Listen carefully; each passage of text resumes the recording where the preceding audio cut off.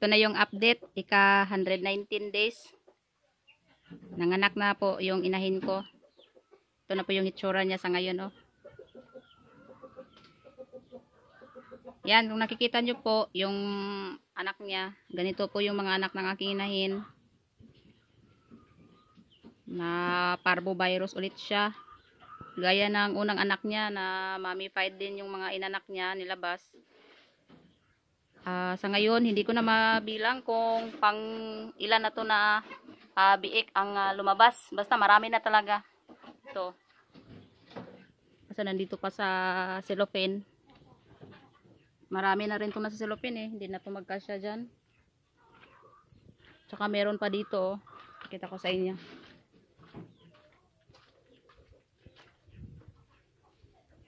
Meron pa dito. Yan.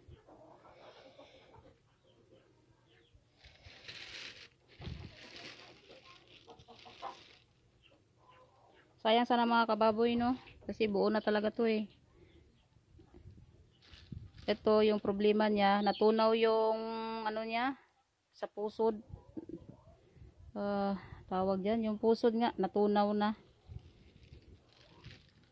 Yan, ito yung unang lumabas. So, ang laki-laki. Tapos, yan. Marami nang sumunod na mga mummified. Yung brown. Ipakita ko sa inyo yung iba.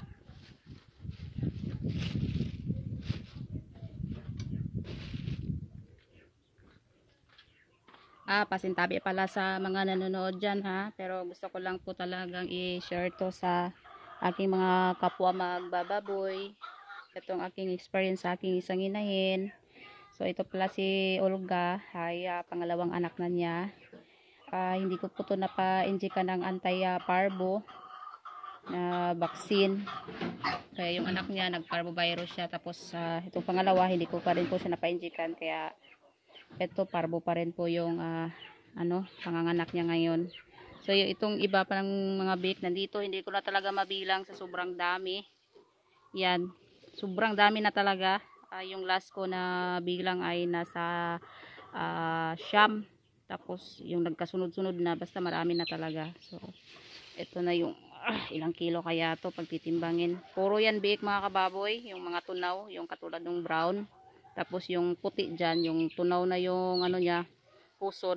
Naputol na yung pusod niya paglabas. Mga 3 din yung lumabas nun. Puti na sana yung biik. So buong buo talaga, hindi siya mummified as in yung brown na biik. Buong buo na talaga. Yan, tingnan nyo sa ngayon, oh, meron na naman siyang lumalabas na brown. Yung parang putik. Pasintabi pala sa mga kumakain dyan ha, yung mga hindi nag-aalaga ng baboy.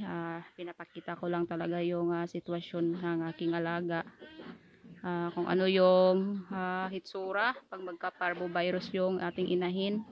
So ganito po yung ilalabas nila. Parang pag normal na anak, yung nilalabas nila ay dugo at saka yung mga maliliit na dumi ng biik. Pero pag parvovirus po, ganito po yung maging hitsura, oh.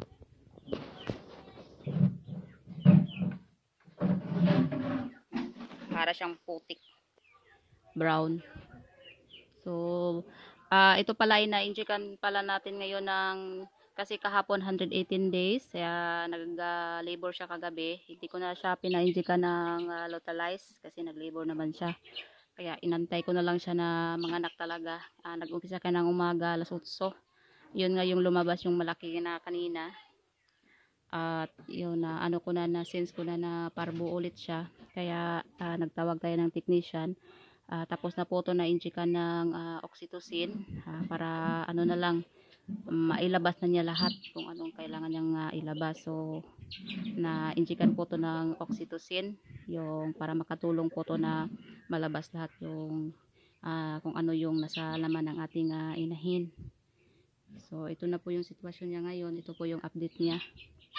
So medyo talaga nakakalungkot kasi pangalawang beses na natin itong lugi mga kababoy. Yung una niyang panganak ay 12, tapos 3 lang yung buhay. Tapos namatay din yung isa noon, so dalawa lang talaga. Tapos inalagaan natin yung isa noon, tapos bininta. So yung lugi ko noon sa first parity nito ay sa listahan ko po. Niles ko yung yung naibenta ko isang bake noon at yung litsunin, nasa 21,000 yung lugi ko noon. Tapos sa ngayon, pagkatapos noon nagbuntis siya ulit. Sa ngayon nasa 10k na yung lista ko sa kanya sa feeds.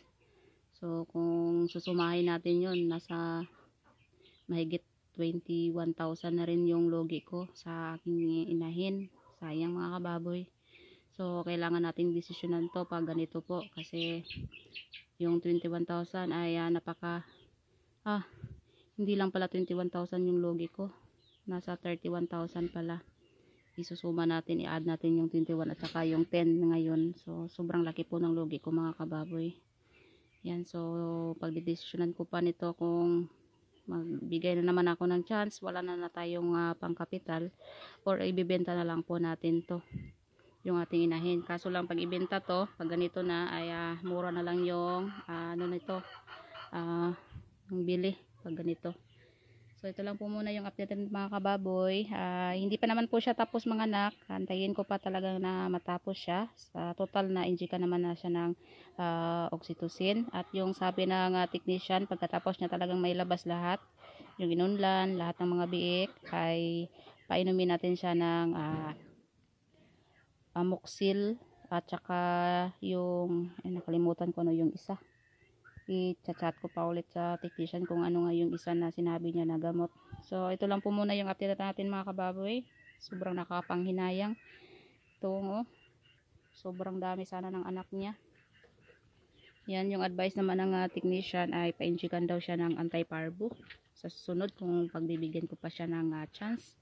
Pero parang malabo na mga kababoy, kasi malaki na nga yung natin logi, at saka wala na tayong pang finance. So dapat kasi ngayon itong anak niya na to ay pangbayad natin doon sa unang logi natin, doon sa unang panganak niya, yung 21,000. Kaso ngayon ito nga, so nadagdagan pa yung yun, yung kapital natin, yung logi. Kaya isip-isip muna tayo kung ipagpapatuloy ba natin siya or hindi. Parang malabo, no? Kailang sana kung bibigyan pa sana ng isang chance, kaso parang mahirap na, kasi nga wala na tayong pangkapital mga kababoy. So yung antayin na lang natin ito. Yan. Umiri na naman siya. Tingnan natin kung ano yung ilalabas niya.